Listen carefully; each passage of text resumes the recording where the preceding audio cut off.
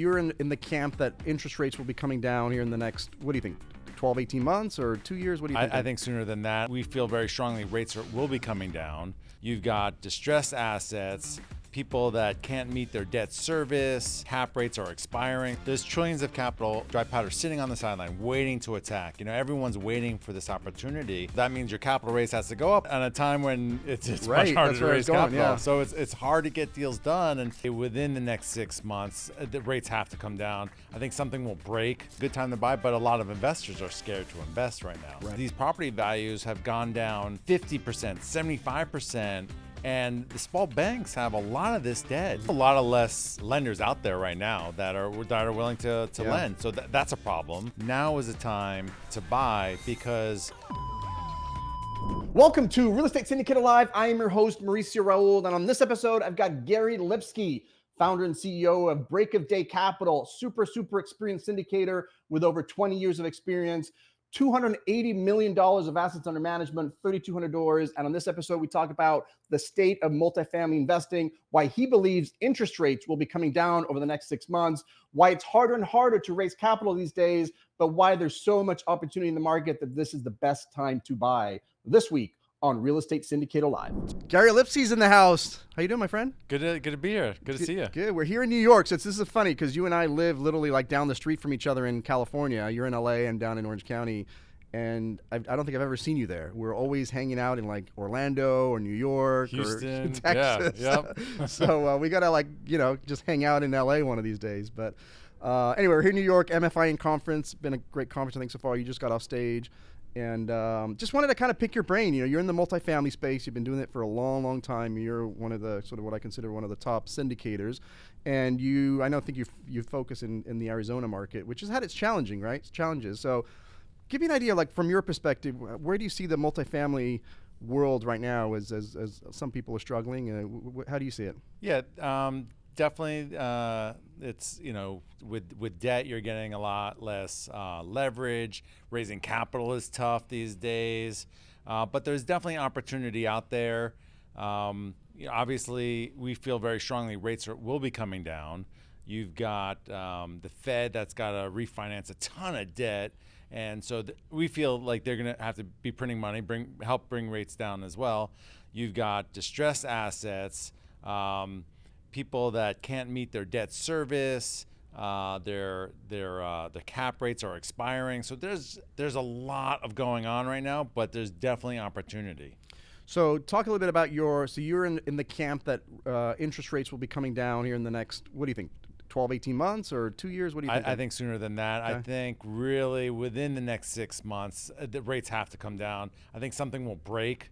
You're going to see a lot of small banks, I feel, distressed because of the office debt that they have, and a lot of that's coming due. Mm-hmm. And no one's really talking about that. But man, they're going to have massive write-offs. These property values have gone down 50%, 75%. And the small banks have a lot of this debt. Mm-hmm. So is the Fed going to bail them out again? What's going to happen there, Well, they got a nice little, bank facility going that keeps getting tapped into at all times high. I keep seeing the curve on that. The banks are borrowing a lot of money from the Fed, so they're keeping them alive. So how do you incorporate that into your strategy then? So knowing or taking the position that your base case is interest rates will come down, how does that factor into your buying decision or whether to buy or not to buy? So tell me a little bit about that. Yeah, so we think there's a really good opportunity right now, in the next 6 months, because there's trillions of capital, dry powder sitting on the sideline waiting to attack. Everyone's waiting for this opportunity. And so if people are waiting for that bottom and looking at it a year from now or whatnot, that's too late. Now is the time to buy because you can always refinance your debt. And so I'm buying things 20, 25% on discount now or maybe more, where I'm not going to necessarily get that discount maybe in 6 months or 9 months from now. So we feel it's a good time to buy, but a lot of investors are scared to invest right now. Right. Now, I've always thought that was the issue, that I always, I was talking about this this last issue was like, I knew that guys like you would be super pumped because things were on sale. If properties went down 20, 30%, you're in heaven, right? But probably be a little bit harder to get those checks from those passive investors. It sounds like that's exactly what's happening. Absolutely. There's a lack of urgency from them. They're worried. You know, they watch the news, or they're having capital calls with other operators, and so maybe that they don't have the liquidity to invest, or they're scared, and so yeah, it makes it really, really hard to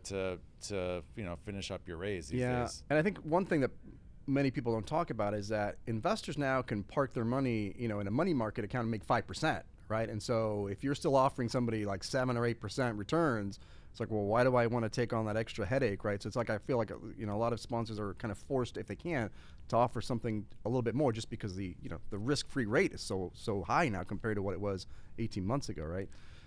So tell me a little bit about the financing. So it sounds like it's a double whammy. Like on the one hand, it's, the leverage that you can get from the banks is much lower. What are you seeing now? Is it like 60%, 70%, or 65? What are you seeing? Yeah, you're probably about 55 to 65% these days. And so that means your capital raise has to go up on a time when it's right, much harder to raise capital. Yeah. So it's hard to get deals done, and we have something under contract, and investors like, well, what do you have next? What do you have next? I'm like, we're working on one deal at a time right now. That's enough. So are you taking any proactive steps with, again, it's harder to raise money. So what do you do about that? What's the strategy there? Yeah, I mean, it's constantly educating our investors on how we see the market, giving them data and facts to back up what we're seeing, and communicating how we're operating our other properties. It's always education.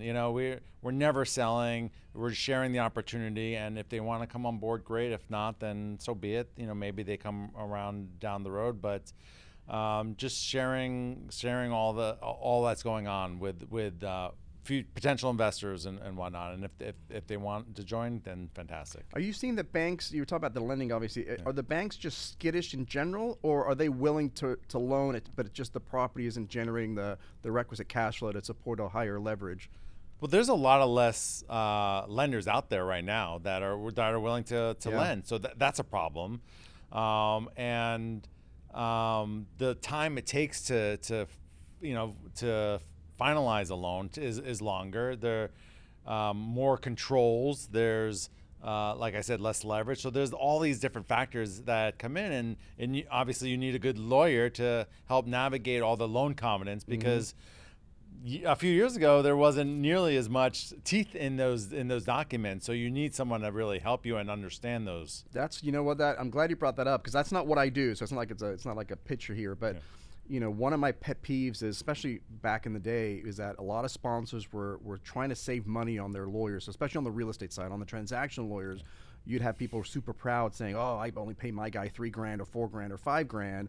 I had other clients that were paying their transactional attorney $25,000, right? So there's a big difference between $5,000 and $25,000. I can guarantee you they're not doing the same type of work. And one of the things that these, the full transaction attorney, they were advising on the rate caps, right? That's one of the big things that a lot of folks that went sort of on the cheaper end, didn't get that advice. And it's always driven me crazy, because the risk reward of trying to save $5,000 or $10,000 versus the risk of millions of dollars raised, it just makes no sense to me. Like, and it's the same thing on the syndication side too. They're trying to save a few bucks, and it's like your risk reward ratio to me just seems way out of whack. Yeah, when you're taking investor money, like, you need to protect them and have good legal counsel, because it's just not worth it. Your butt is on the line. You need that expert advice. Yeah. Now I'm gonna let you go, because I know you get it back there. But you do passive investments as well? Do you do any LP investments? Yeah, I've done a little bit. Yeah.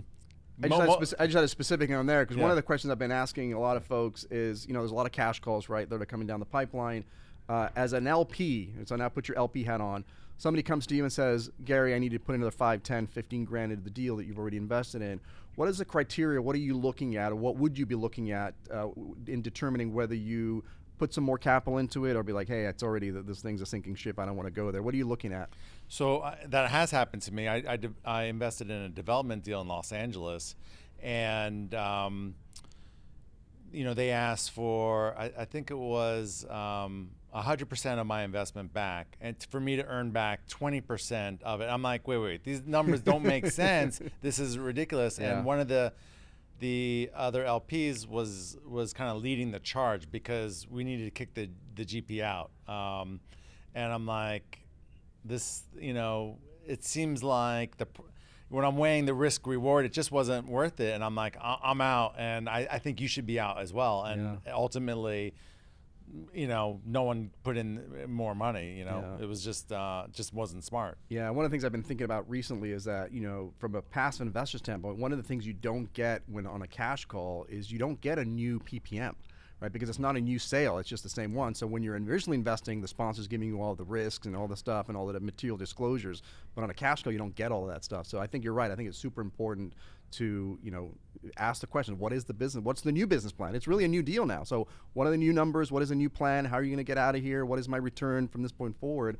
And unfortunately, you're not going to have the securities attorney kind of, providing all the risks. But anyway, appreciate your time, Gary. It's good to see you. Maybe next time we'll do this in LA. Absolutely. Sounds good. All right, buddy. Thanks. All right. If you'd like to join us live on these episodes and have a chance to get your specific question answered, you can simply go to realestatesyndicatorlive.com and register to be live on the show. Hope to see you then.